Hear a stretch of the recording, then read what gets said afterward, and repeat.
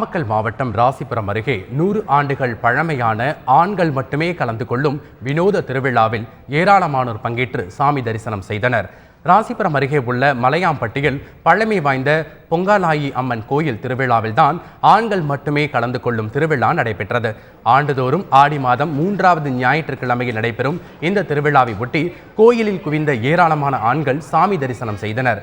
முன்னதாக நடைபெற்ற சமபந்தி விருந்திலும் அவர்கள் கலந்து கொண்டார்கள்.